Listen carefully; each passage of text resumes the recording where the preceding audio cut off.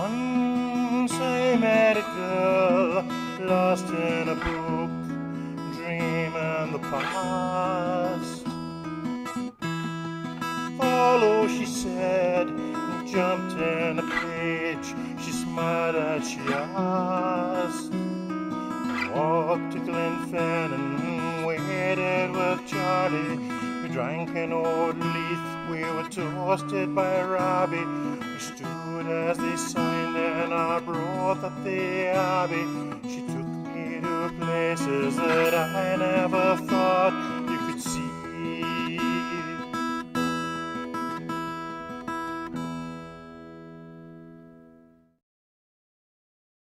Hi, and welcome to Random Scottish History's Christmas and New Year episode for Independence Live. It's been an interesting end to this year. Zara Cat won't be joining us again. She has made her way over the Rainbow Bridge, and it's taking a minute to adjust to life without her here. Things are also kind of strange in the Random Scottish History headquarters too. Those that are following me on social media have followed the saga, but I've started a new career, which is more day shift, and that's meant trying to organise schedules and find time for everything I used to do before. So everything is changed quite a lot going into the new year, which will be upon us in a couple of days. So we've taken months, and if there is an event that we celebrate in the month, then I like to go into it and find as much information from Scottish history as possible. We go to the press and publications, etc. for the information. There's so much for Christmas and New Year's, so I'm actually going to restrict us to just the one publication for this festive season. We're going to take our information from Robert Chambers' Book of Days, which is an 1886 publication, and we're going to go into Christmas Eve, Christmas Day, Boxing Day, and New Year's, which we're about to see here. So I hope everyone had a good Christmas this year and had a nice time hooking up with friends and family and reconnecting after what's been a kind of crazy 3 years or so, really, hasn't it? We don't really celebrate Christmas here. I've had this Christmassy bear stocking since I was a Wayne.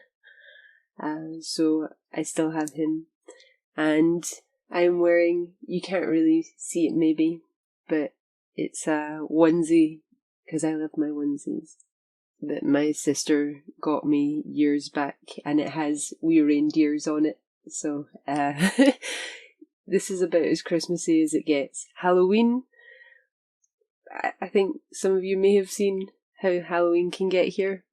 That's my festive season. Okay, so we'll get into Christmas Eve from the Book of Days.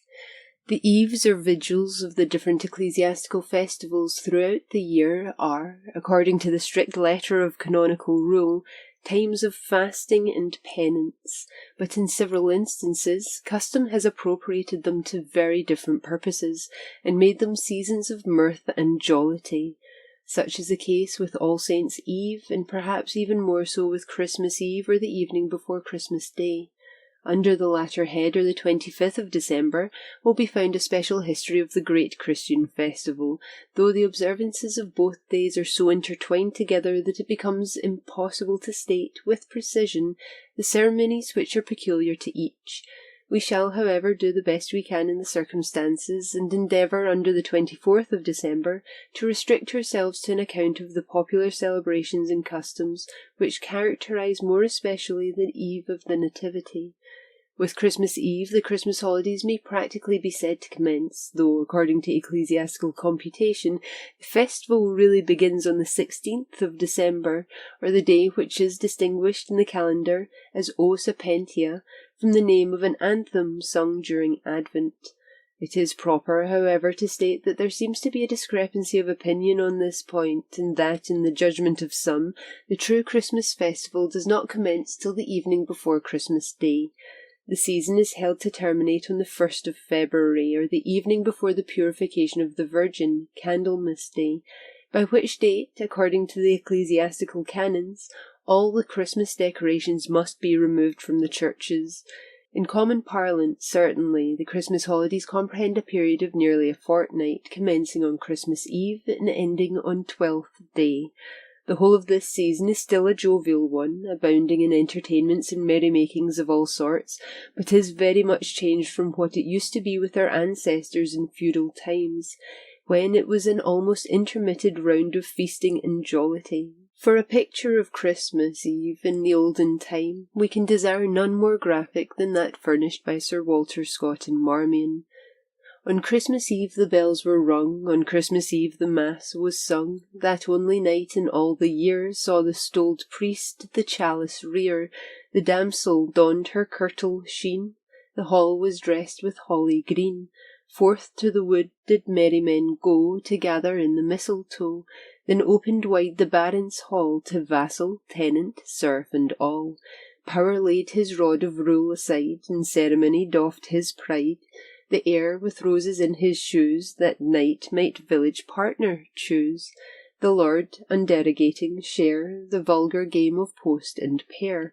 All hailed with uncontrolled delight in general voice the happy night, that to the cottage as the crown brought tidings of salvation down. The fire with well-dried logs supplied went roaring up the chimney wide, the huge hall table's oaken face, scrubbed till it shone the day to grace, bore then upon its massive board no mark to part the squire and lord.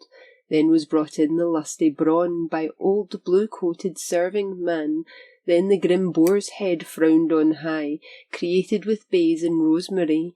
Well can the green-garbed ranger tell how, when, and where the monster fell, what dogs before his death he tore, and all the baiting of the boar, the wassail round in good brown bowls, garnished with ribbons blithely trowels. There the huge sirloin reeked, hard by, plum porridge stood, and Christmas pie. Nor failed old Scotland to produce at such high tide her savoury goose. Then came the merry maskers in, and carols roared with blithesome din. If unmelodious was the song, it was a hearty note and strong. Who lists may in their mumming see traces of ancient mystery. White shirt supplied the masquerade, and smutted cheeks the visors made. But oh, what maskers richly dight can boast of bosoms half so light? England was merry England when old Christmas brought his sports again. 'Twas Christmas broached the mightiest ale, 'twas Christmas told the merriest tale. A Christmas gambol oft could cheer the poor man's heart through half the year. We have frequently in the course of this work had occasion to remark on the numerous traces still visible in popular customs of the old pagan rites and ceremonies. These it is needless here to repeat, were extensively retained after the conversion of Britain to Christianity, partly because the Christian teachers found it impossible to wean their converts from their cherished superstitions and observances, and partly because they themselves, as a matter of expediency, engrafted the rites of the Christian religion on the old heathen ceremonies, believing that thereby the cause of the cross would be rendered more acceptable to the generality of the populace, and thus be more effectually promoted. By such an amalgamation, no festival of the Christian year was more thoroughly characterized than Christmas, the festivities of which, originally derived from the Roman Saturnalia, had afterwards been intermingled with the ceremonies observed by the British Druids at the period of the winter solstice, and at a subsequent period became incorporated with the grim mythology of the ancient Saxons. Two popular observances belonging to Christmas are more especially derived from the worship of our pagan ancestors, the hanging up of the mistletoe, and the burning of the Yule log. As regards the former of these practices, it is well known that in the religion of the Druids the mistletoe was regarded with the utmost veneration, though the reverence which they paid to it seems to have been restricted to the plant when found growing on the oak, the favourite tree of their divinity, Tutanes, who appears to have been the same as the Phoenician god Baal, or the sun, worshipped under so many different names by the various pagan nations of antiquity. At the period of the winter solstice, a great festival was celebrated in his honour, as will be found more largely commented on under our notice of Christmas Day. When the sacred anniversary arrived, the ancient Britons, accompanied by their priests, the Druids, sallied forth with great pomp and rejoicings to gather the mystic parasite, which, in addition to the religious reverence with which it was regarded, was believed to possess wondrous curative powers. When the oak was reached on which the mistletoe grew, 2 white bulls were bound to the tree, and the chief druid, clothed in white, the emblem of purity, ascended, and with a golden knife cut the sacred plant, which was caught by another priest in the folds of his robe. The bulls, and often also human victims, were then sacrificed, and various festivities followed. The mistletoe thus gathered was divided into small portions and distributed among the people, who hung up the sprays over the entrances to their dwellings, as a propitiation and shelter to the sylvan deities during the season of frost and cold. The following legend regarding the mistletoe from the Scandinavian mythology may here be introduced. Balder, the god of poetry and eloquence, and second son of Odin and Frigga, communicated one day to his mother a dream which he had had, intimating that he should die. She, Frigga, to protect her son from such a contingency, invoked all the powers of nature, fire, air, earth, and water, as well as animals and plants, and obtained an oath from them that they should do Balder no hurt. The latter then went and took his place amidst the combats of the gods, and fought without fear in the midst of showers and arrows. Loki, his enemy, resolved to discover the secret of Balder's invulnerability, and, accordingly, disguising himself as an old woman, he addressed himself to Frigga with complimentary remarks on the valour and good fortune of her son. The goddess replied that no substance could injure him, as all the productions of nature had bound themselves by an oath to refrain from doing him any harm. She added, however, with that awkward simplicity which appears so often to characterize mythical personages, that there was one plant which, from its insignificance, she did not think of conjuring, as it was impossible that it could inflict any hurt on her son.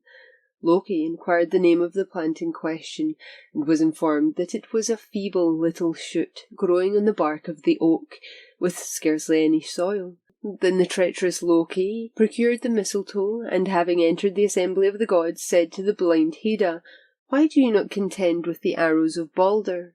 Heda replied, "I am blind and have no arms."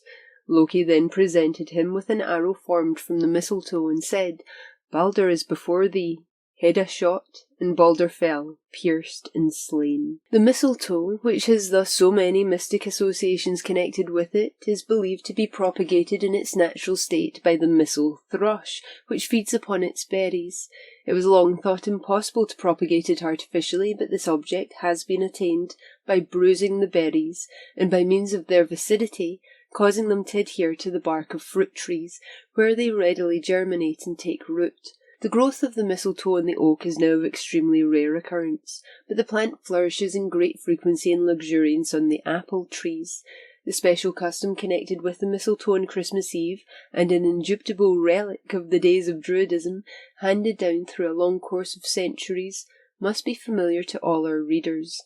A branch of the mystic plant is suspended from the wall or ceiling, and any one of the fair sex who, either from inadvertence or, as possibly may be insinuated, on purpose, passes beneath the sacred spray, incurs the penalty of being then and there kissed by any lord of the creation who chooses to avail himself of the privilege. The burning of the Yule log is an ancient Christmas ceremony, transmitted to us from our Scandinavian ancestors, who, at their feast of Yule, at the winter solstice, used to kindle huge bonfires in honour of their god Thor. The custom, though sadly shorn of the pomp and circumstance which formerly attended it, is still maintained in various parts of the country. The bringing in and placing of the ponderous block in the hearth of the wide chimney in the baronial hall was the most joyous of the ceremonies observed on Christmas Eve in feudal times. The venerable log, destined to crackle a welcome to all comers, was drawn in triumph from its resting place at the feet of its living brethren of the woods. Each wayfarer raised his hat as it passed, for he well knew that it was full of good promises, and that its flame would burn out old wrongs and heart-burnings, and cause the liquor to bubble in the wassail bowl that was quaffed to the drowning of ancient feuds and animosities. So the Yule log was worthily honoured, and the ancient bards welcomed its entrance with their minstrelsy. The following ditty, appropriate to such an occasion, appears in the Sloane manuscripts. It is supposed to be of the time of James II. Welcome Yule. Welcome be thou, heavenly King, welcome born on this morning, welcome for whom we shall sing, welcome Yule. Welcome be ye, Stephen and John, welcome innocents every one, welcome Thomas, martyr one, welcome Yule. Welcome be ye, good New Year, welcome 12th day, both in fear, welcome saints loved and dear, welcome Yule. Welcome be ye, Candlemas, welcome be ye, Queen of Bliss, welcome both to more and less, welcome Yule. Welcome be ye that are here, welcome all and make good cheer, welcome all another year, welcome Yule. Among the Roman Catholics, a Mass is always celebrated at midnight on Christmas Eve, another at daybreak on Christmas Day, and a third at a subsequent hour in the morning. A beautiful phase in popular superstition is that which represents a thorough prostration of the powers of darkness as taking place at this season, and that no evil influence can then be exerted by them on mankind. The cock is then supposed to crow all night long, and by his vigilance to scare away all malignant spirits. The Christmas Tree. Christmas Eve in Germany and America.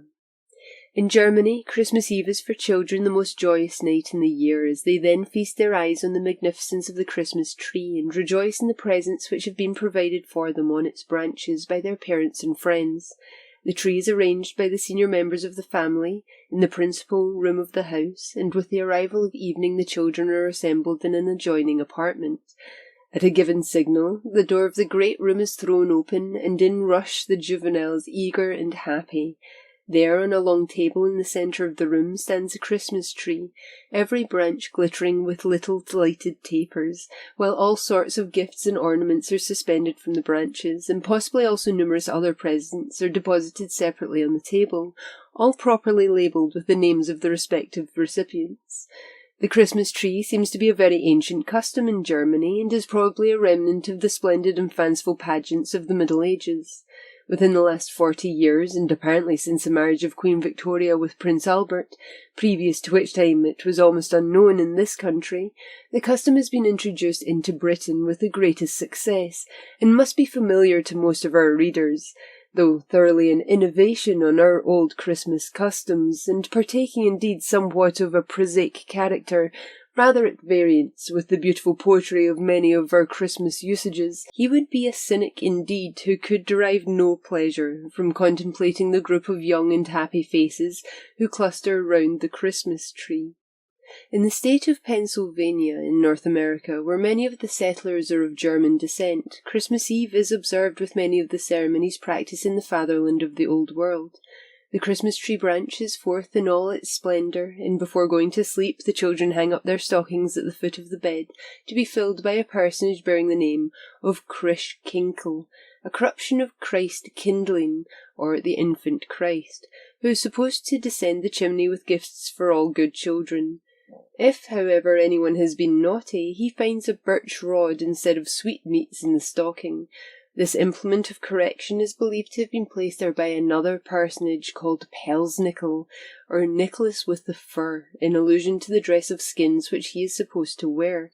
In this notion, a connection is evidently to be traced with the well-known legendary attributes of St. Nicholas, previously described, though the benignant character of the saint is in this instance woefully belied.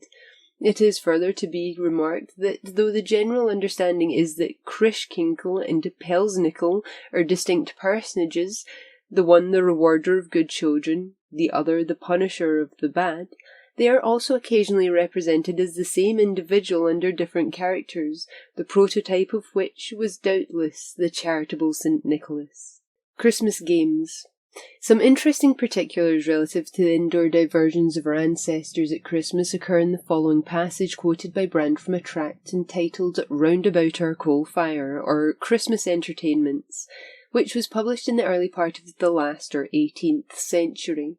The time of year being cold and frosty, the diversions are within doors, either in exercise or by the fireside. Dancing is one of the chief exercises, or else there is a match at blind man's buff, or puss in the corner. The next game is questions and commands, when the commander may oblige his subjects to answer any lawful question, and make the same obey him instantly, under the penalty of being smutted, or having the face blackened, or paying such forfeit as may be laid on the aggressor. Most of the other diversions are cards and dice. From the above we gather that the sports on Christmas evenings 150 years ago were not greatly dissimilar to those in vogue at the present day. The names of almost all the pastimes then mentioned must be familiar to every reader, who has probably also participated in them himself at some period of his life. Let us only add charades, that favourite amusement of modern drawing-rooms, and of these only the name, not the sport itself, was unknown to our ancestors.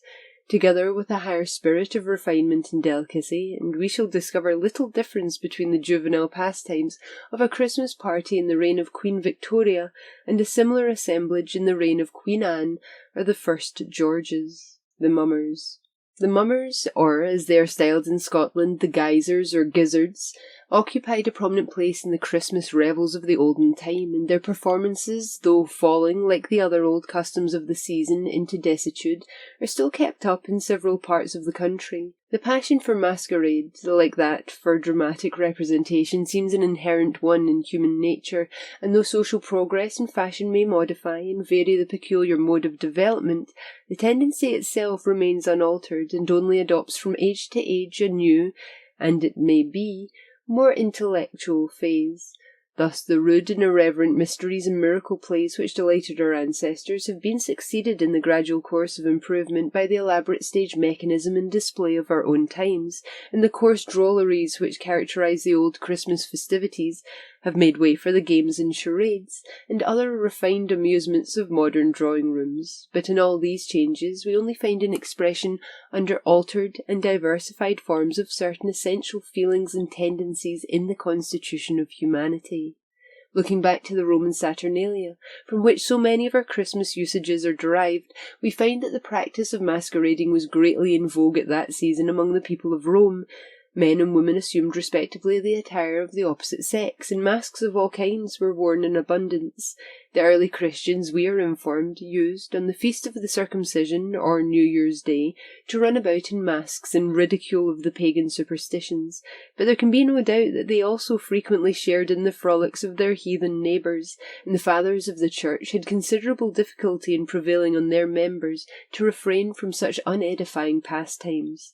Afterwards the clergy endeavoured to metamorphose the heathen revels into amusements, which, if not really more spiritual in character than those which they supplanted, had at least the merit of bearing references to the observances and recognising the authority of the Church and its ministers. The mysteries or miracle plays, in which even the clergy occasionally took part as performers, were the results, amid numerous others, of this policy. These singular dramas continued for many centuries to form a favourite amusement of the populace, both at Christmas and other seasons of the year. The Christmas mumming was in many respects a kindred diversion, though it appears to have partaken less of the religious element, and resembled more nearly those medieval pageants in which certain subjects and characters, taken from pagan mythology or popular legends, were represented. Frequently also it assumed very much the nature of a masquerade, when the sole object of the actors is to disguise themselves and excite alternately laughter and admiration by the splendid or ridiculous costumes in which they are arrayed. As regards the geysers in Scotland, where the festivities of the winter season cluster chiefly around the New Year, we shall have occasion to make special reference to them under the 31st of December, or Hogmanay. The Lord of Misrule. In Scotland, previous to the Reformation, the monasteries used to elect a functionary for the superintendence of the Christmas revels, under the designation of the Abbot of Unreason. The readers of the Waverley novels will recollect the graphic delineation of one of these mock ecclesiastics in The Abbot. An ordinance for suppressing this annual burlesque, with other festivities of a like kind, was passed by the Scottish legislature in 1555. In France, we find the congener of the Lord of Misrule and the Abbot of Unreason in the Abbos Stultorum, the Abbot or Pope of Fools. The Waits. It is a curious circumstance that no one appears clearly to know whether the term waits denoted originally musical instruments, a particular kind of music, or the persons who played under certain special circumstances. A writer in Notes and Queries draws attention to the analogy between the words waits and waith, the latter of which in Scotland means wandering or roaming about from place to place. Such wanderers were the minstrels of Scotland, who, 3 centuries ago, were under the patronage of the Civic Corporation of Glasgow, and at the city's expense were clothed in blue coats or outer garments. A remnant of this custom, still popularly called waits, yet exists in the magistrates annually granting a kind of certificate or diploma to a few musicians, generally blind men, of respectable character, who perambulate the streets of the city during the night and morning, for about 3 weeks or a month previous to New Year's Day, in most cases performing on violins the slow, soothing airs peculiar to a portion of the old Scottish melodies, and in the solemn silence of repose the effect is very fine. At the commencement of the new year, these men call at the houses of the inhabitants, and presenting their credentials, receive a small subscription. It is evident that considerable confusion prevails on the subject of the waits, but if we abide by the modern meaning of the term, we shall find that it refers exclusively to a company of musicians whose performances bear a special relation to the season of Christmas. In Scotland, perhaps, they are more associated with the New Year. We're on to Christmas Day. The festival of Christmas is regarded as the greatest celebration throughout the ecclesiastical year, and so important and joyous a solemnity it is deemed that a special exception is made in its favour, whereby, in the event of the anniversary falling on a Friday, that day of the week, under all other circumstances a fast, is transformed to a festival.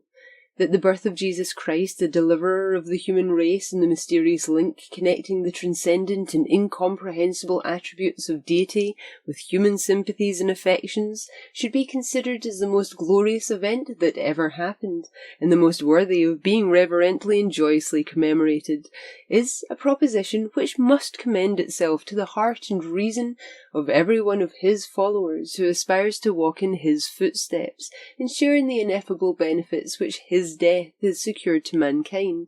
And so, though at one period denounced by the Puritans as superstitious, and to the present day disregarded by Calvinistic Protestants as unwarranted by Scripture, there are few who will seriously dispute the propriety of observing the anniversary of Christ's birth by a religious service. A question, however, which has been long and eagerly agitated, is here brought forward. Is the 25th of December really the day on which our Saviour first showed himself in human form in the manger at Bethlehem? The evidence which we possess regarding the date is not only traditional, but likewise conflicting and confused. In the earliest periods at which we have any record of the observance of Christmas, we find that some communities of Christians celebrated the festival on the 1st or 6th of January, others on the 29th of March, the time of the Jewish Passover, while others, it is said, observed it on the 29th of September, or Feast of Tabernacles. There can be no doubt, however, that long before the reign of Constantine in the 4th century, the season of the New Year had been adopted as the period for celebrating the Nativity, though a difference in this respect existed in the practice of the Eastern and Western churches, the former observing the 6th of January and the latter the 25th of December. The custom of the Western Church at last prevailed, and both of the ecclesiastical bodies agreed to hold the anniversary on the same day. The fixing of the date appears to have been the act of Julius I, who presided as Pope or Bishop of Rome from 337 to 352 CE. The circumstance is doubted by Mosheim, but is confirmed by St. Chrysostom, who died in the beginning of the 5th century. The celebrated father of the Church informs us in one of his epistles that Julius, on the solicitation of St. Cyril of Jerusalem, caused strict inquiries to be made on the subject, and thereafter, following what seemed to be the best authenticated tradition, settled authoritatively the 25th of December as the anniversary of Christ's birth, the Festorum Omnium Metropolis, as it is styled by Chrysostom. It is true, indeed, that some have representing this fixing of the day to have been accomplished by St. Telesphorus, who was Bishop of Rome on 128 to 139 CE, but the authority for the assertion is very doubtful. Towards the close of the 2nd century we find a notice of the observance of Christmas in the reign of the Emperor Commodus, and about 100 years afterwards in the time of Diocletian. An atrocious act of cruelty is recorded of the last-named emperor, who caused a church in Nicomedia, where the Christians were celebrating the Nativity, to be set on fire, and by barring every means of egress from the building, made all the worshippers perish in the flames. Since the end of the 4th century at least, the 25th of December has been uniformly observed as the anniversary of the Nativity by all the nations of Christendom. Though Christian nations have thus, from an early period in the history of the Church, celebrated Christmas about the period of the winter solstice or the shortest day, it is well known that many, and indeed the greater number of the popular festive observances by which it is characterized, are referable to a much more ancient origin. Amid all the pagan nations of antiquity, there seems to have been a universal tendency to worship the sun as the giver of life and light, and the visible manifestation of the deity. Various as were the names bestowed by different peoples on this object of their worship, he was still the same divinity. Thus at Rome he appears to have been worshipped under one of the characters attributed to Saturn, the father of the gods. Among the Scandinavian nations he was known under the epithet of Odin or Woden, the father of Thor, who seems afterwards to have shared with his parent the adoration bestowed on the latter as a divinity of which the sun was the visible manifestation, whilst with the ancient Persians the appellation for the god of light was Mithras, apparently the same as the Irish Mithra, and with the Phoenicians and Carthaginians it was Baal or Bel, an epithet familiar to all students of the Bible. Concurring thus as regards the object of worship, there was no less remarkable uniformity in the period of the year at which these different nations celebrated a grand festival in his honour. The time chosen appears to have been universally the season of the new year, or rather the winter solstice, from which the new year was frequently reckoned. This unanimity in the celebration of the festival in question is to be ascribed to the general feeling of joy which all of us experience when the gradual shortening of the day reaches its utmost limit on the 21st of December, and the sun, recommencing his upward course, announces that midwinter is past and spring and summer are approaching. On similar grounds, and with similar demonstrations, the ancient pagan nations observed a festival at midsummer, or the summer solstice, when the sun arrives at the culminating point of his ascent on the 21st of June, or longest day. In the early ages of Christianity, its ministers frequently experienced the utmost difficulty in inducing the converts to refrain from indulging in the popular amusements which were so largely participated in by their pagan countrymen. Among others, the revelry and licence which characterized the Saturnalia called for special animadversion, but at last, convinced partly of the inefficacy of such denunciations, and partly influenced by the idea that the spread of Christianity might thereby be advanced, the Church endeavoured to amalgamate, as it were, the old and new religions, and sought, by transferring the heathen ceremonies to the solemnities of the Christian festivals, to make them subservient to the cause of religion and piety. A compromise was thus effected between clergy and laity, though it must be admitted that it proved anything but a harmonious one, as we find a constant, though ineffectual prescription by the ecclesiastical authorities of the favourite amusements of the people, including among others the sports and revelries at Christmas. Engrafted thus on the Roman Saturnalia, the Christmas festivities received in Britain further changes and modifications, by having superadded to them first the druidical rites and superstitions, and then, after the arrival of the Saxons, the various ceremonies practised by the ancient Germans and Scandinavians. The result has been the strange medley of Christian and pagan rites which contribute to make up the festivities of the modern Christmas. Of these, the burning of the Yule log and the superstitions connected with the mistletoe have already been described under Christmas Eve, and further accounts are given under separate heads, both under the 24th and 25th of December. The name given by the ancient Goths and Saxons to the festival of the winter solstice was Yule or Yule, the latter term forming to the present day the designation in the Scottish dialect of Christmas, and preserved also in the phrase of the Yule log. Perhaps the etymology of no term has excited greater discussion among antiquaries. Some maintain it to be derived from the Greek, the name of a hymn in order of Ceres.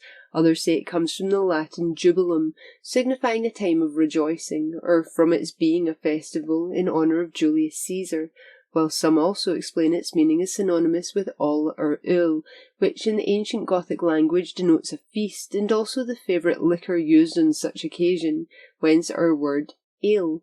But a much more probable derivation of the term in question is from the Gothic gul or hule, the origin of the modern word wheel, and bearing the same signification. The Yule festival received its name from its being the turning point of the year, or the period at which the fiery orb of day made a revolution in his annual circuit, and entered on his northern journey. A confirmation of this view is afforded by the circumstance that in the old clog almanacs a wheel is the device employed for marking the season of Yuletide. In reference to the superstition anciently prevalent in Scotland against spinning on Christmas or Yule Day, and the determination of the Calvinistic clergy to put down all such notions, the following amusing passage is quoted by Dr. Jameson from John Hamilton's Facile Treatise. The ministers of Scotland, in contempt of the other hally days, observe it to be England, cause their wifes and servants spin in open sight of the people upon Yule Day, and their affectionate auditors constrains their tenants to yoke their pleuchs on Yule Day, in contempt of Christ's nativity, whilk our Lord has not left unpunished, for their oxen ran wod, or mad, and brak their neckes, and lemet, lamed, some ploughmen, as is notoriously known in sundry parts of Scotland. In consequence of the Presbyterian form of church government, as constituted by John Knox and his coadjutors on the model of the ecclesiastical polity of Calvin, having taken such firm root in Scotland, the festival of Christmas, with other commemorative celebrations retained from the Romish calendar by the Anglicans and Lutherans, is comparatively unknown in that country, at least in the Lowlands. The tendency to mirth and jollity at the close of the year, which seems almost inherent in human nature, has in North Britain been, for the most part, transferred from Christmas and Christmas Eve to New Year's Day, and the preceding evening, known by the appellation of Hogmanay. In many parts of the Highlands of Scotland, however, and also in the county of Forfar, and one or two other districts, the day for the great annual merrymaking is Christmas. Christmas charities. In olden times it was customary to extend the charities of Christmas and the New Year to the lower animals. Burns refers to this practice in the old farmer's address to his mare, when presenting her on New Year's morning with an extra feed of corn. "A good New Year I wish thee, Maggie, hey, there's a rip to thy old baggie." The great-grandfather of the writer, a small proprietor in the Carse of Falkland in Scotland and an Episcopalian, used regularly himself every Christmas morning to carry a special supply of fodder to each individual animal in his stable and cow-house. The old gentleman was wont to say that this was a morning, of all others in the year, when man and beast ought alike to have occasion to rejoice. Christmas decorations. It is evident that the use of flowers and green boughs as a means of decoration is almost instinctive in human nature, and we accordingly find scarcely any nation, civilized or savage, with which it has not become more or less familiar. The Jews employed it in their Feast of Tabernacles in the month of September. The ancient Druids and other Celtic nations hung up the mistletoe and green branches of different kinds over their doors to propitiate the woodland sprites, and a similar usage prevailed, as we have seen, in Rome. In short, the feeling thus so universally exhibited is one of natural religion, and therefore not to be traced exclusively to any particular creed or form of worship. The favourite plants for church decoration at Christmas are holly, bay, rosemary, and laurel. Ivy is rather objectionable from its associations, having anciently been sacred to Bacchus, and employed largely in the orgies celebrated in honour of the god of wine. Cypress, we are informed, has been sometimes used, but its funereal relations render it rather out of place at a festive season like Christmas. One plant in special is excluded, the mystic mistletoe, which, from its antecedents, would be regarded as about as inappropriate to the interior of a church as the celebration of the old druidical rites within the sacred building. And finally, for the Christmas portion, we have December the 26th, St. Stephen's or Boxing Day. Christmas boxes. We must not be too hard in the system of Christmas boxes, or hansels as they are termed in Scotland, where, however, they are scarcely ever claimed till after the commencement of the new year. That many abuses did and still do cling to them, we readily admit, but there is also intermingled with them a spirit of kindliness and benevolence, which would be very undesirable to extirpate. It seems almost instinctive for the generous side of human nature to bestow some reward for civility and attention, and an additional incentive to such liberality is not unfrequently furnished by the belief that its recipient is but inadequately remunerated otherwise for the duties which he performs. Thousands, too, of the commonalty look eagerly forward to the forthcoming guerdon on Boxing Day, as a means of procuring some little unwanted treat or relaxation, either in the way of sightseeing or some other mode of enjoyment. Who would desire to abridge the happiness of so many? The master of the household, or mistress of the household, would take a day, Boxing Day, to give little gifts to the household staff, and those that usually service the house, maybe delivery folk that they see on a regular basis. Farmers would likely also do the same for their farm hands, and again their household staff and general staff. I think we still get that. Some workplaces will still give you like a Christmas bonus. It's just a token of appreciation, isn't it? We'll get on to New Year's, shall we? Once again, we're taking the information from Robert Chambers' Book of Days. This is for the 31st of December, tomorrow night, Hogmanay. In some parts of the country, indeed, and more especially in the northern counties, various social merrymakings take place, but for the most part the great annual holiday time is already past. Christmas Eve, Christmas Day, and St. Stephen's or Boxing Day have absorbed almost entirely the tendencies and opportunities of the community at large in the direction of joviality and relaxation. Business in the ordinary routine of daily life have again been resumed, or, to apply to British habits, the words of an old Scottish rhyme still current, but evidently belonging to the old times, anterior to the Reformation, when Christmas was the great popular festival. Yule's come and Yule's gane, and we hae feasted weel, say Jock maun to his flail again, and Jenny to her wheel. Whilst thus the inhabitants of South Britain are settling down again quietly to work after the festivities of the Christmas season, their fellow subjects in the northern division of the island are only commencing their annual Saturnalia, which, till recently, bore in the licence and boisterous merriment which used to prevail, a most unmistakable resemblance to its ancient pagan namesake. The epithet of the draft, or mad days, applied to the season of the New Year in Scotland, indicates very expressively the uproarious joviality which characterised the period in question.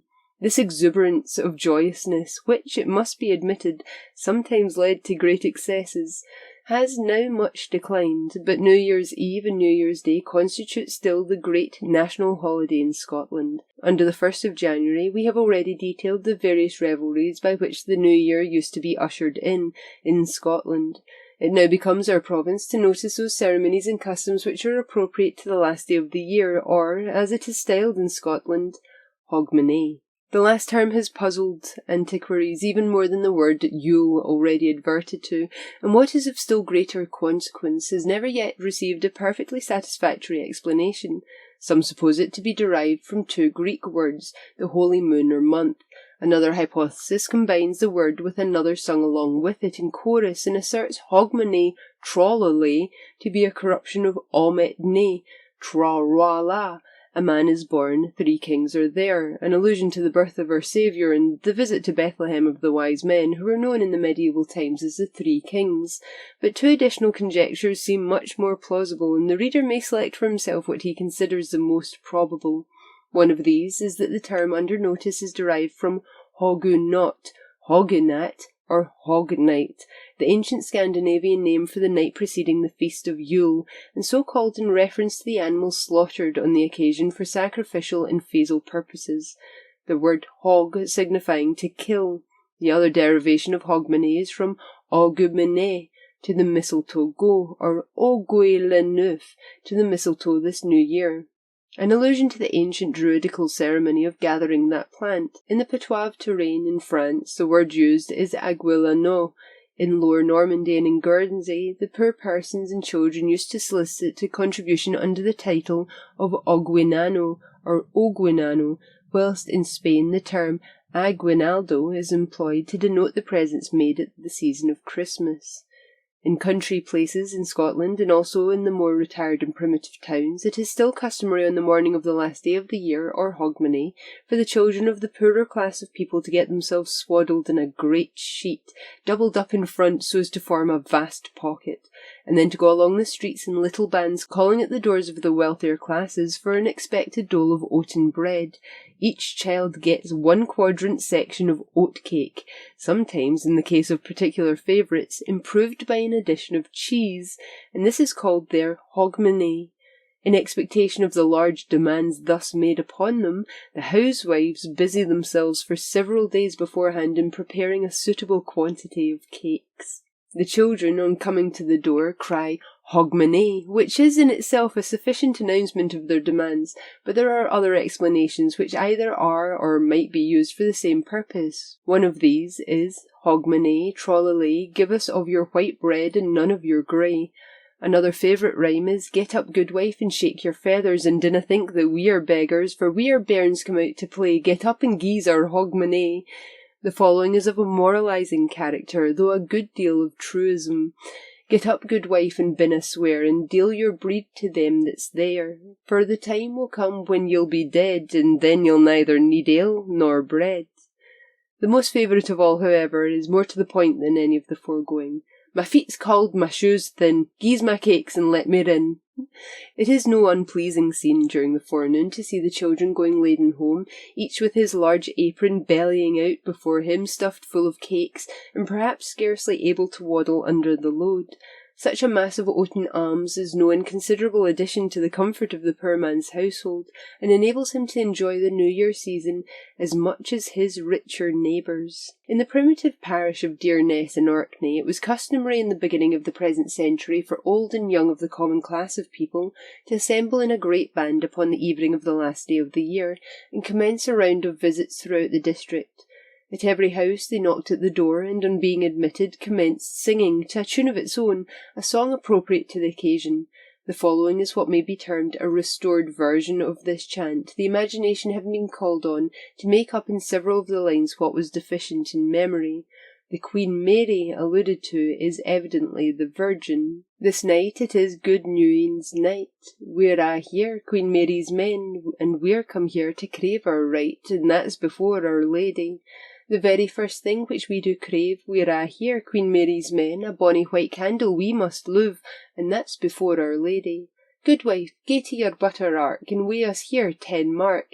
10 mark, 10 pun, look at that grip wheel to the grun. Good wife, gae to your gilling vat, and fetch us here a skeel o' that. Gang to your omry, gin ye please, and bring frae there a yow milk cheese. And syne bring here a sharping stane, we'll sharp our whittles ilka ane. You'll cut the cheese and eke the round, but I take care ye cutna your thumb. Gae, fill the 3-pint cog o' ale, the maun be aboon the meal. We hope your ale is stark and stout, for men to drink the auld year out. Ye ken the weather's snaw and sleet, stir up the fire to warm our feet. Our shoons made o' mareskin, come open the door, and let us in. The inner door being opened, a tremendous rush was made ben the house. The inmates furnished a long table with all sorts of homely fare, and a hearty feast took place, followed by copious libations of ale, charged with all sorts of good wishes. The party would then proceed to the next house, where a similar scene would be enacted. How they contrived to take so many suppers in one evening, heaven knows. No slight could be more keenly felt by a Dearness farmer than to have house passed over unvisited by the New Year's singers. The doings of the guisers or gizzards, that is, maskers or mummers, form a conspicuous feature in the New Year proceedings throughout Scotland. The favourite night for this exhibition is Hogmanay, though the evenings of Christmas, New Year's Day, and Hansel Monday enjoy likewise a privilege in this respect. Such of the boys as can lay any claim to the possession of a voice have for weeks before been poring over the collection of excellent new songs, which lies like a bunch of rags in the windowsill, and being now able to screech up Barbara Allen or the wee cot house in the wee kail yardie, they determine upon enacting the part of geysers. For this purpose they don old shirts belonging to their fathers and mount mitred-shaped casks of brown paper, possibly borrowed from the Abbot of Unreason. Attached to this is a sheet of the same paper, which, falling down in front, covers and conceals the whole face, except where holes are made to let through the point of the nose, and afford sight to the eyes and breath to the mouth. Each vocal geyser is, like a knight of old, attended by a sort of humble squire, who assumes the habiliments of a girl with an old woman's cap and a broomstick, and is styled Bessie. Bessie is equal in no respect, except that she shares fairly in the proceeds of the enterprise. She goes before her principal, opens all the doors at which he pleases to exert his singing powers, and busies herself during the time of the song in sweeping the floor with her broomstick, or in playing any other antics that she thinks may amuse the indwellers. The common reward of this entertainment is a halfpenny, but many churlish persons fall upon the unfortunate geysers and beat them out of the house. Let such persons, however, keep a good watch upon their cabbage gardens next Halloween. The more important doings of the geysers are of a theatrical character. There is one rude and grotesque drama which they are accustomed to perform on each of the 4 above-mentioned nights, and which, in various fragments or versions, exists in every part of lowland Scotland. The performers, who are never less than 3, but sometimes as many as 6, having dressed themselves, proceed in a band from house to house, generally contenting themselves with the kitchen for an arena, whither, in mansions presided over by the spirit of good humour, the whole family will resort to witness the spectacle. Sir Walter Scott, who delighted to keep up the old customs, and could condescend to simple things without losing genuine dignity, invariably had a set of geysers to perform this play before his family at both Ashestiel and Abbotsford. The drama in question bears a close resemblance, with sundry modifications, and of which we have already given a specimen. Burning of the Clavey. A singular custom, almost unparalleled in any other part of Scotland, takes place on New Year's Eve, old style, at the village of Burghead on the southern shore of the Moray Firth, about 9 miles from the town of Elgin. It has been observed there from time immemorial, and both its origin and that of the peculiar appellation by which it is distinguished form still matter of conjecture and dispute for antiquaries. The following extract from the Banffshire Journal presents a very interesting and comprehensive view of all that can be stated regarding this remarkable ceremonial. Any Hogmanay afternoon, a small group of seamen and coopers dressed in blue overfrocks and followed by numbers of noisy youngsters may be seen rapidly wending their way to the southwestern extremity of the village, where it is customary to build the Clavey. One of the men bears on his shoulders a stout Archangel tar barrel, kindly presented for the occasion by one of the merchants, who has very considerately left a quantity of the resinous fluid in the bottom. Another carries a common herring cask, while the remainder are laden with other raw materials and the tools necessary for the construction of the Clavey. Arrived at the spot, 3 cheers being given for the success of the undertaking, operations are commenced forthwith. In the first place, the tar barrel is sawn into 2 unequal parts. The smaller forms the groundwork of the Clavey, the other is broken up for fuel. A common fir prop, some 4 feet in length, called the spoke, being then procured, a hole is bored through the tub-like machine that, as we have already said, is to form the basis of the unique structure, and a long nail, made for the purpose and furnished gratuitously by the village blacksmith, unites the 2. Curiously enough, no hammer is allowed to drive this nail, which is sent home by a smooth stone. The herring cask is next demolished, and the staves are soon undergoing a diminution at both extremities in order to fit them for their proper position. They are nailed at intervals of about 2 inches all round to the lower edge of the Clavey barrel, while the other ends are firmly fastened to the spoke, an aperture being left sufficiently large to admit the head of a man. Amid tremendous cheering, the finished Clavey is now set up against the wall, which is mounted by 2 stout young men, who proceed to the business of filling and lighting. A few pieces of the split-up tar barrel are placed in a pyramidal form in the inside of the Clavey, enclosing a small space for the reception of a burning peat, when everything is ready. The tar, which had been previously removed to another vessel, is now poured over the wood, and the same inflammable substance is freely used, while the barrel is being closely packed with timber and other combustible materials that rise 12 or 13 inches above the rim. By this time, the shades of evening have begun to descend, and soon the subdued murmur of the crowd breaks forth into one loud prolonged cheer, as the youth who was dispatched for the fiery peat, for custom says no sulphurous Lucifer, no patent Congreve dare approach within the sacred precincts of the clave, arrives with his glowing charge. The master builder, relieving him of his precious trust, places it within the opening already noticed, where, revived by a hot blast from his powerful lungs, it ignites the surrounding wood and tar, which quickly bursts into a flame. During the short time the fire is allowed to gather strength, cheers are given in rapid succession for the Queen, the Laird, the Provost, the town, the harbour, and the railway, and then clave-bearer number 1, popping his head between the staves, is away with his flaming burden. Formerly, the clave was carried in triumph round every vessel in the harbour, and a handful of grain thrown into each in order to ensure success for the coming year. But as this part of the ceremony came to be tedious, it was dropped, and the procession confined to the boundaries of the town. As fast as his heavy load will permit him, the bearer hurries along the well-known route, followed by the shouting Burghedians, the boiling tar meanwhile trickling down in dark, sluggish streams all over his back. Nor is the danger of scalding the only one he who essays to carry the clave has to confront, since the least stumble is sufficient to destroy his equilibrium. Indeed, this untoward event at one time looked on as a dire calamity, foretelling disaster to the place and certain death to the bearer in the course of next year, not unfrequently occurs. Having reached the junction of 2 streets, the carrier of the clave is relieved, and while the change is being effected, firebrands plucked from the barrel are thrown among the crowd, who eagerly scramble for the tarry treasure, the possession of which was of old deemed a sure safeguard against all unlucky contingencies. Again the multitude bound along, again they halt for a moment as another individual takes his place as bearer, a post for the honour of which there is sometimes no little striving. The circuit of the town being at length completed, the clave is borne along the principal street to a small hill near the northern extremity of the promontory called the Dury, on the summit of which a freestone pillar, very much resembling an ancient altar, has been built for its reception, the spoke fitting into a socket in the centre. Being now firmly seated on its throne, fresh fuel is heaped on the clave, while, to make the fire burn brighter, a barrel with the ends knocked out is placed on the top. Cheer after cheer rises from the crowd below, as the efforts made to increase the blaze are crowned with success. Though formerly allowed to remain on the Dury the whole night, the clave is now removed when it is burned about half an hour. Then comes the most exciting scene of all.